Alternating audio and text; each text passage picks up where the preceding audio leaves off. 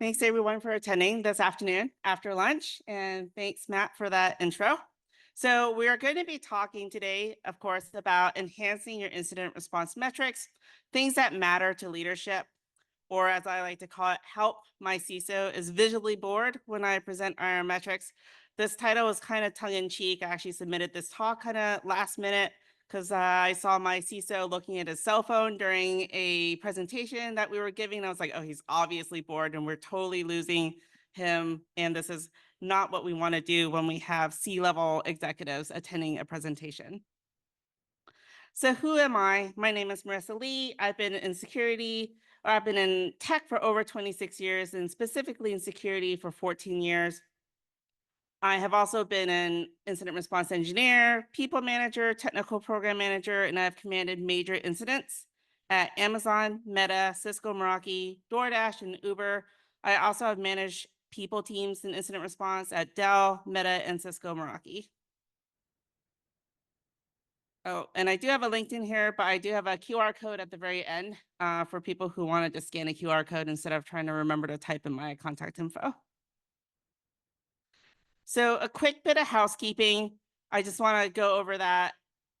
There's going to be fake data and fake metrics kind of in this slide as well. None of this stuff represents any of the companies I currently work for, Cisco or Cisco Meraki. They do not represent any of my previous employers as well.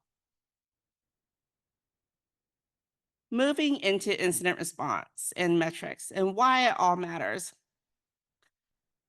There are a lot of breaches, a lot of security incidents out there now. It's hitting mainstream news. Previously, it was more in blogs, it was more in stuff like Krebs, stuff where we in technology knew where to go look, stuff in security. But now when you turn the news, you hear about, oh, there's a Twitter breach, there's an Okta breach, something else is going on out there.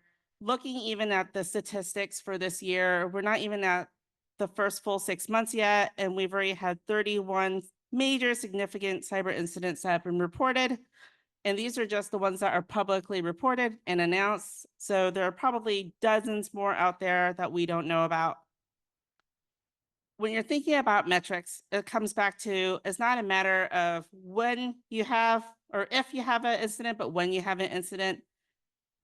Your CEO, your C-level board members, people are starting to ask more questions. They want to know why these things happen. How do you protect your company from having the same thing that happened to Okta, having the same thing that happened to Twitter? On top of that, a lot of countries now, their compliance programs are getting more strict. The SEC in the USA now has a much more strict reporting requirement. Europe, of course, has always had GDPR, but they also have tight timelines depending on the country that you're in. In Japan, you have the ISMAP steering committee. In India, for example, you have the Ministry of Electronics and Information Technology. So for companies that are especially global, this is a big deal as well. You have a lot of different reporting requirements, a lot of different legal requirements that you have to think about. And so a lot of companies and their C-level and their board of directors now are taking a much tougher look at security and why security is important. You as a person in incident response, you're probably involved in either providing those metrics or potentially even reporting to these people, these senior leaders. So I kind of want to throw out a question to everybody here. How many of you have heard of Joel Sullivan, previous CISO at Uber? And how many of you are aware that he actually was recently held for criminal actions, right? Because of the Uber breach. Things like this are starting to be more commonplace now. And previously, breaches happened, we moved on. Yay, sometimes we got more money, more resources. But now there may be criminal actions, and going forward, the SEC, especially in the USA, is also looking at potential other C-level executives that could be held accountable, such as your CEO. This also gives your security team a bit more power, though, now. So the CISO can potentially hold executive leadership accountable when security recommendations are ignored. So keep that in mind as we also talk about metrics and driving the stories that we want to tell. So who are you presenting metrics to? You want to know your audience. Knowing your audience is the key to your success in delivering meaningful and effective metrics. A CIO will want different metrics than a CISO or even an engineering manager. I'm going to kind of pivot here and kind of tell a couple stories on situations that I've been in. One of the times in my past lives, I had the opportunity to present to a CIO at a Fortune 50 company. And I went in there thinking, hey, I'm awesome. I got my incident response metrics. I'm ready to rock. This went over well with my team. So I'm going to rock this out. Unfortunately, things didn't go as well. About 5 minutes into a presentation, he interrupted me and he said, Merisa, these metrics are a waste of my time. I don't know what you want me to do with this data. I don't know why you're providing this to me. That really set a tone that, hey, I really hadn't thought about what was the data that he needed. What was the message I was trying to convey to him? And what could I have done to massage the data differently so that it was potentially relevant to him? Another time at another company, I had a principal security engineer come back to me with feedback that the metrics and data I was reporting, and I had sent these via email, and I sent them out about monthly. He came back to me and said, hey, I read all your emails and I read all my stuff on my mobile device, and you just send me walls of text or big charts that I can't read on a phone. I literally just see your emails, I see things come from you, and I hit delete because I don't find any use from it. So this was also critical messaging that I got from a stakeholder that I was approaching it incorrectly. And how could I do it better as a major stakeholder to ensure that I was delivering the information he needed in the right way, in a timely manner, as well as where he could actually take action from the data I was providing to him. Summing it up, ask yourself this as well. Why is this something your audience needs to know? If you're presenting data, presenting metrics, why did they care? Put yourself in their shoes. If someone was reporting this data to you, would you find it useful? Would you be able to take this data and drive it and make decisions off of it? This is part of preparing yourself actually for your next level roles, right? If you want to move into senior leadership yourself, think about that. How would you take this data if a subordinate sent it up to you and presented it to you?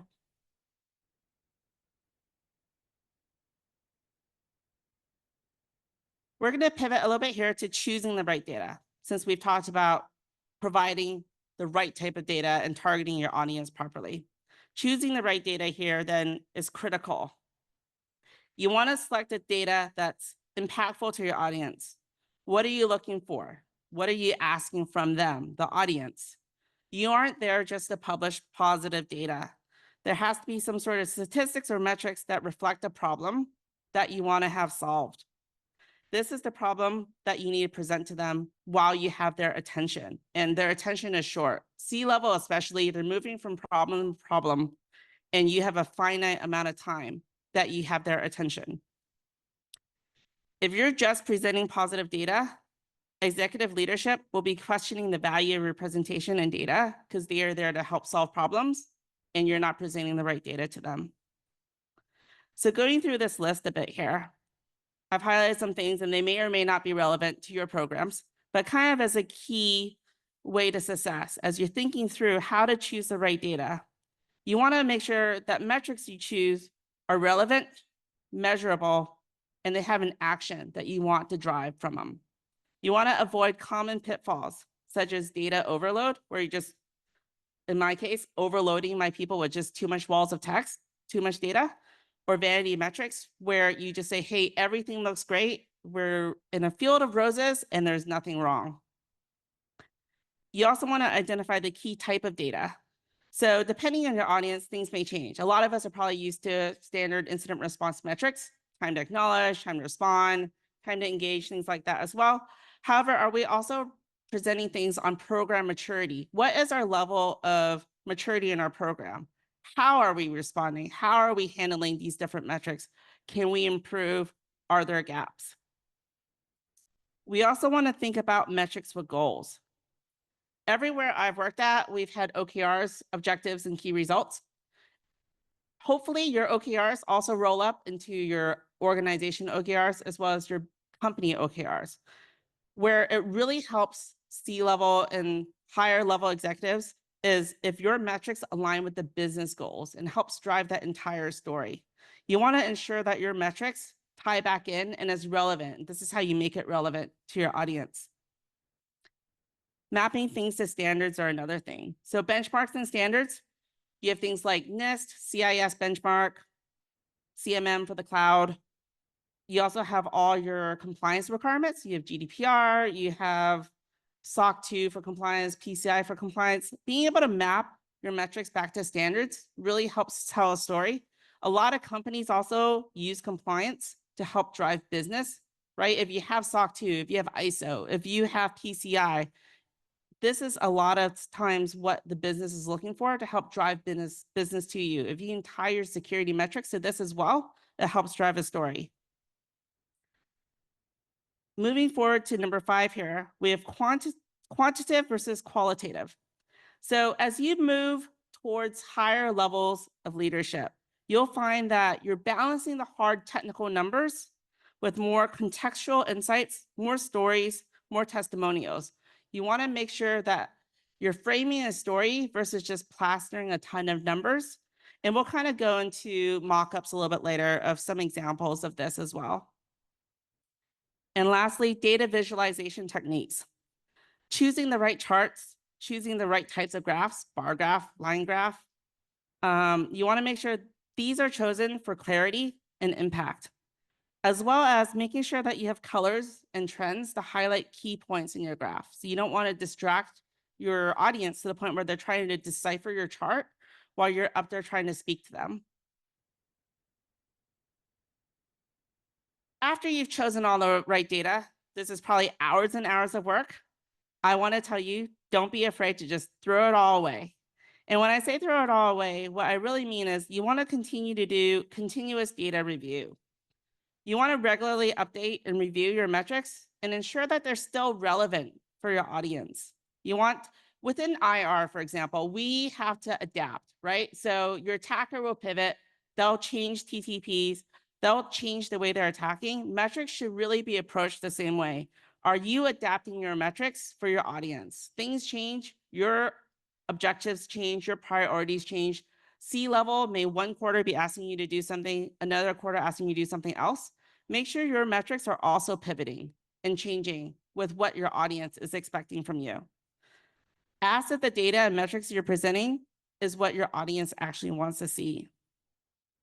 So kind of tying it back to what we just talked about a little earlier, ask yourself, is this the right story that I'm trying to tell?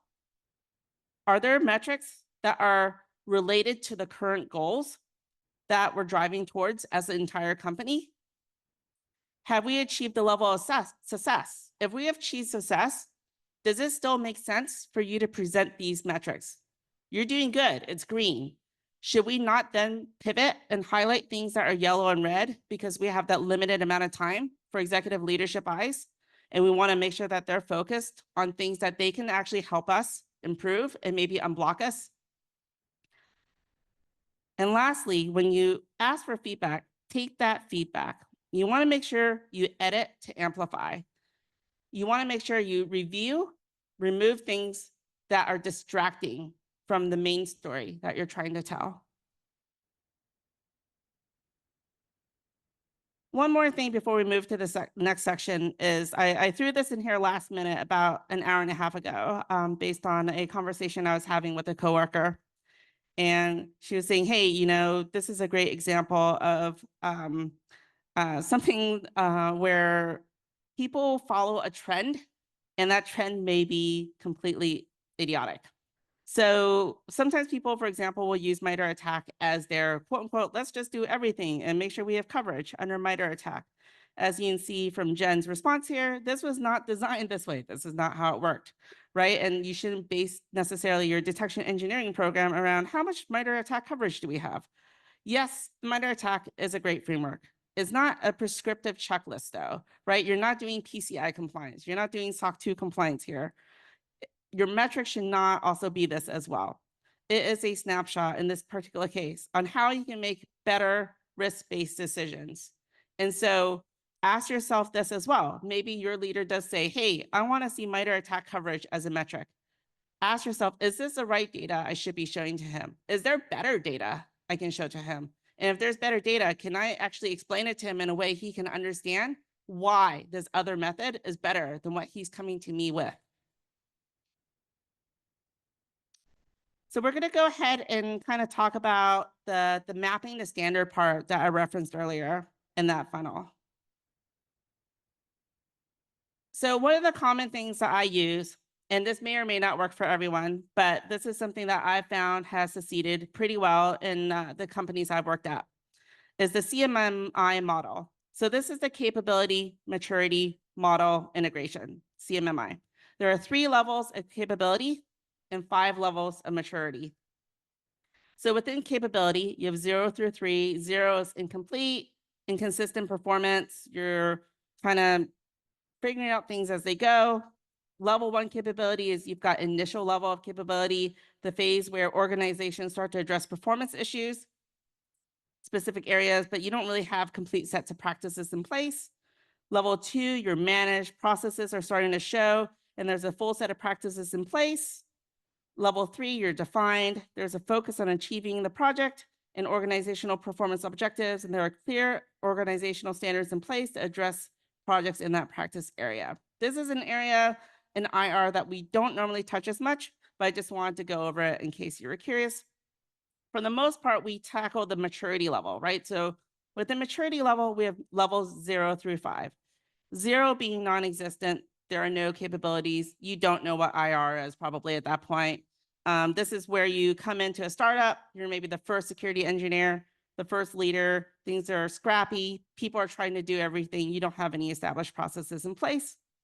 You have level 1, which is initial. This is where processes are kind of in place. You might have your IR plan written up, but people aren't really following it. Things are kind of rough. You probably don't know what NIST 853 is, or if you do, you're just kind of stumbling along trying to do your best. Level 2, things are getting much more managed. Processes are characterized by projects and people are frequently following them.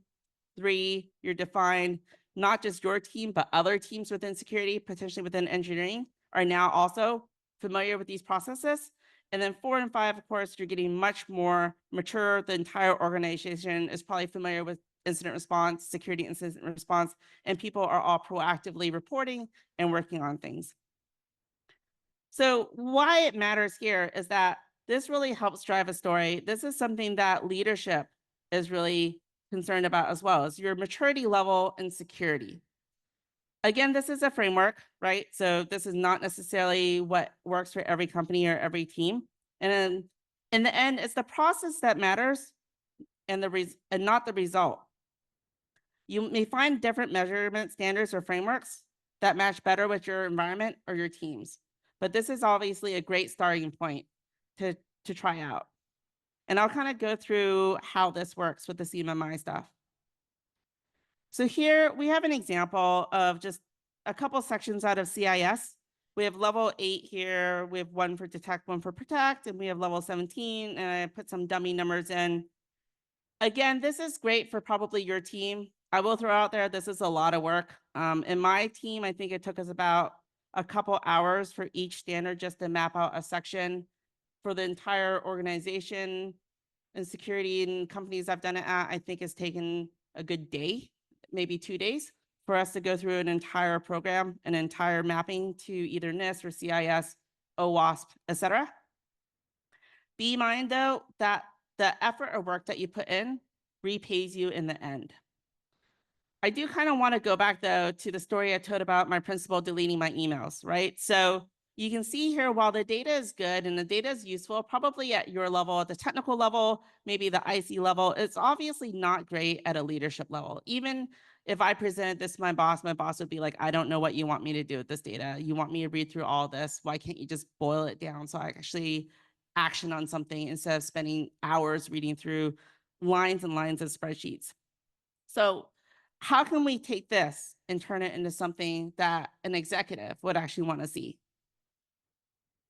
So here's an example of something that might work a little bit better. And so this would be great for like a baseline, the first time you're showing the slide, right? You want to be able to say, hey, here are the different levels. You'd probably explain what 0 through 5 is, kind of the way I did a little earlier to you. And you can say, hey, right now we live here at a 2.48, right, for our current maturity level. You can see that's an average of the other numbers that I have on the screen here. And you want to be able to say, hey, tell your story, right? In this particular case, Let's say response is pulling everything down. Our detection team is doing a great job, but our response is really understaffed. Being able to take this data and these numbers to drive that story is critical, and it really will help sell that you understand your security staff, your security organization, and your security maturity. Even if you don't control everything, and maybe you just control IR, right? Maybe you just have detection response and some parts of protection.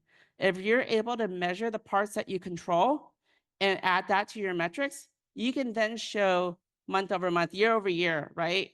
How you're actually improving your program and how you're maturing your environment. You wouldn't necessarily, of course, keep showing the same slide, right? Because we did say edit to amplify. So where we had this whole slide there this time, next time you may potentially want to drop off detection or just focus on response and maybe identify. Those are the weaker areas. How are we improving our weaker areas to drive that overall score higher? You want to be able to go to your executive leaders and say, hey, I need you to help me invest in these areas for improvement. And this is the type of data they'll want to see as well on investment, on resourcing budget. And then are you actually able to turn those resources and budget they're giving you and improve those numbers? And now we're going to pivot a bit into the security leadership metrics. So this is probably something that a lot of us are familiar with. Hey, we've got a ton of stuff triage. There's never enough work, right? And way too many things coming in, never enough people to go through it all. So I'm going to ask you guys this, right? Does the CEO or CIO care about what I have on the screen in front of you, right? Let's say Q1 fiscal year 24, there's this huge increase of almost 28,000 events triage. Is this number actually enabling the business? Does it drive revenue? Does it actually have anything to do with the C-level executives that they would care about, right? And the answer here, of course, is no. So how can you potentially send this to a better way of showing this data? So here's another example of the same data in a different format, right? You know, we've obviously all probably put together similar slides in the past. We have a trend here. It doesn't really tell you what's going on. You know, even in this room, people are probably looking at it, trying to decipher, hey, what does this really mean? Why do I care about this? We've obviously presented the data here better, but ask yourself this, what could we do better? What would we want from this presentation if somebody was giving it to me?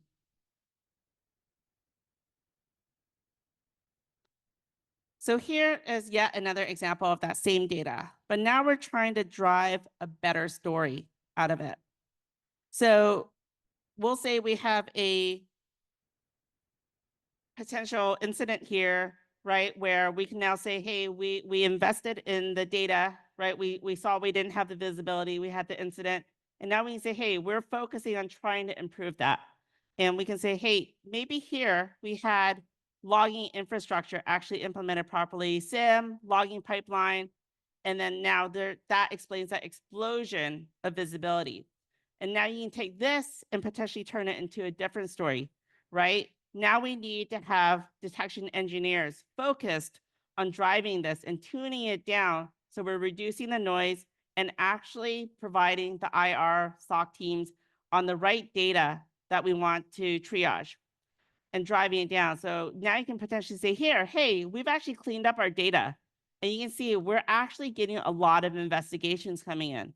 So we want to potentially say, how do we improve driving headcount to respond to these new 761 things coming in, right? Whereas previously we had many, many less investigations. We want to be able to take this data back to leadership, people who control the budget, people who control headcount, and say, we need to be able to effectively handle the increased investigations. And here's the data and the supporting trends to go with it. So this is where you kind of pivot and take the stuff that we just talked about and use it to build business cases and resource justification. This will obviously partially depend on how your executive wants to consume the data. Everybody is different. Everybody reacts to data differently. They have different styles of ingesting this data. You may need to write up business proposals, statement of work, product requirement documents, or requests for comments, depending on your leader. But it always comes back to, what is your why? And what data do you have to support your story? I've had executives that want to have business proposals on slide decks that are maybe 5 slides long max, and they want to be able to consume the data in 15 minutes. I've also had directors that want me to give them 10+ page technical documents with 3-4 different levels of proposals and the supporting data to back it up so they can make an educated decision on their own with the technical data. Regardless, it comes back to, what is the story you're trying to drive and what is the outcome that you're looking for from the executive? If you're presenting to your senior leadership, you should also be asking for something and support your ask. If it is a one-way street where you're just presenting and you're not expecting anything in return from them, they're most likely bored, and this is probably when they pivot off and they're looking at their cell phones or laptops and not paying attention to you. And if this happens, you've already missed your opportunity. So we have some last thoughts here going up. And I want to talk about, while not necessarily related to metrics, I feel is just as important. Practice speaking. Even if you are part of a larger presentation and you only have maybe 1 or 2 slides inside that presentation, you want to make sure you are polished and prepared. Practice, practice, practice, practice even those slides, practice your timing, and practice thinking about what could be potential questions that you are asked. You want to come across as being prepared and confident because that will help you sell your story better. On top of that, anything that you present on your screen may have questions that come your way. Speaking with confidence goes just as far as having strong data to back up the story that you're driving. Some key takeaways from this presentation as we start wrapping it up. Know your audience again, right? Align your metrics with the audience interests. Make sure you understand whether or not it should be technical versus story-driven. The higher level leader you're presenting to, the less technical data you should be presenting, and it should be more story-driven. You want to define effective metrics as well. Utilize the power of your metrics to tell a story. Know your data. Be able to talk about anything on your slides. Any numbers, any metrics, anything that's on there is fair game for somebody to ask you questions. How many of you have been in a presentation where either you or a colleague didn't make sure all the numbers and metrics added up and you had impossible statistics on there? And then somebody sitting in the meeting, probably a leader, did the math in their head and then called you out on it. Errors on the screen detract from your story, and it impacts the ability for you to sell and drive and ask for what you want in return. You want to make sure you know what the outcome is that you're asking from your leadership. Are you looking to help drive for budget increase? Do you want new tools? Are you asking for additional headcount? Know what you're effectively trying to ask for and have your metrics help drive that story.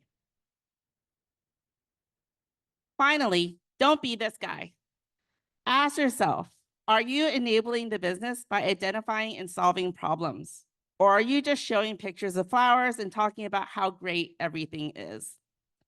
This is what leadership will see if you're only presenting positive news and you have no problems or issues for them to solve. And thank you very much. I also want to say thank you to my boss, Chris, for helping me walk through this presentation, and all of you guys for attending.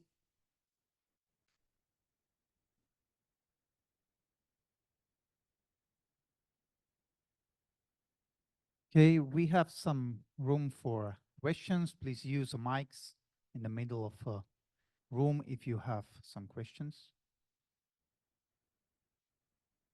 Don't be shy. Hello, hello. Okay. Yeah, first, thanks very much for the presentation. I especially also liked using the CMMI model. But one thing I found always quite tricky is actually the kind of benchmark, right? And we have tried to also map it to like an industry benchmark or stuff like that, but I think it's not the right way to go, right? And to really convey or convince upper management Mhm. why you should hit a certain ballpark number for a certain capability, we have at least so far been not super successful with that, right? Like, Mhm. do you have maybe there some thoughts or some experience you can share on that one? Yeah, it really depends on how receptive your leadership is, right? And again, I think we mentioned, right, is a framework, right? So you can divert from the framework if you need to. If I wasn't so sleep deprived because I was up at 1 a.m. for a phone call because, hey, IR doesn't care that I'm speaking at first. I would have also added in that some of the things that we've also done, right, is we've taken that CMMI model and we've also applied it to our processes, right? So we're also measuring things like how are we handling ingestion of our incidents? How are we handling response of our incidents? How are we handling our cross-functional interactions with SRE? How are we handling our PRI, right? PIR, sorry. And post-incident response, right? And measuring that as a whole, right? And we're also using that 0 through 5 as well internally to help drive things. And that may go over better instead of trying to use a framework, depending on how receptive your leaders are to the types of data. You also want to make sure, again, right, you're targeting the audience. So is it something that, say you are working with engineering teams, right? So potentially you can then take that and say, hey, I have this engineering team, but their security level might be at a 2, right? How can we enable them to get to a 3, right? So think about it that way as well, or your interaction with that other team, right? You know, it's like their security stance, and then you can help drive things. Maybe you need more code review on that side. Maybe you need more security champions, more security awareness, right? So these are the type of stories that you can drive, but that 0 through 5 is a good measurement usually that leadership can kind of quickly digest. So, yep. Thanks for your question. Hopefully I answered it. Okay. We have another one. Hello. Yeah. So part of your middle bit was like, don't present boring tables, present awesome infographics. What do you use to build awesome infographics? Obviously, like when I started, right, you know, I would just go to Google Images and search. I also have Adobe stuff because I actually have Adobe things. So I have Adobe stock. Lately with AI, I've gone and generated AI pictures. So like the wrecking house, the ball wrecking the house, that one was AI generated. So don't shy away from using AI as well, as long as you don't release confidential information into ChatGPT or AI and cause an incident yourself. So yeah. Any other questions? Okay. Thank you, Marisa. Thank you so much, everyone.